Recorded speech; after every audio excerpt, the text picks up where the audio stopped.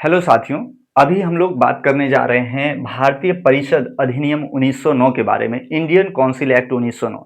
आपको मालूम रखना है, इंडियन जो ये काउंसिल एक्ट 1909 है बहुत ही महत्वपूर्ण हो जाता है। इसका नाम क्यों पड़ा?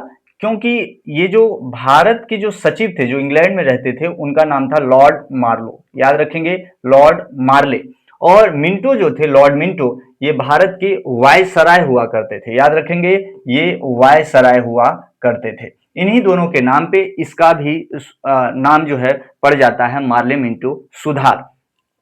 इस सुधार के जो है बहुत सारे इसमें महत्वपूर्ण प्रावधान किए गए। जैसे वायसराय की जो कार्यकारिणी परिषद हुआ करती थी, एग्जीक्यूटिव काउंसिल, इसमें पहली बार एक भारतीय, याद रखेंगे, एक भारतीय को शामिल किया जाता है। वो कौन थे, उनका नाम बार बार पूछा जाता है। याद रखेंगे, सत्येंद्र प्रसाद सिन्हा।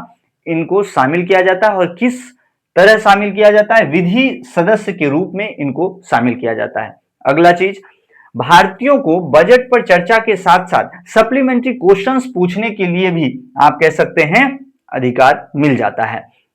वहीं बात करें केंद्रीय विधान परिषद में, पहली बार जो है मुस्लिमों के लिए पृथक निर्वाचक मंडल यानी सेपरेट इलेक्टोरेट की जो व्यवस्था है वो कर दी जाती है। जिस कारण से कई बार क्वेश्चन पूछा जाता है, सांप्रदायिक निर्वाचन का जनक किसे कहा जाता है?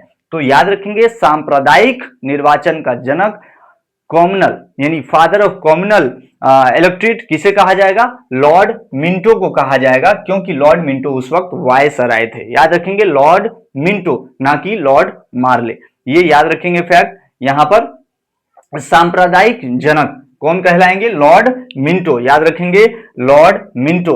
और इस समय लॉर्ड जो मार्ले थे वो कौन थे? इंग्लैंड में भारत के राज्य सचिव। और लॉर्ड मिंटो मैंने बता दिया है आप सभी को, ये भारत के वायसराय थे।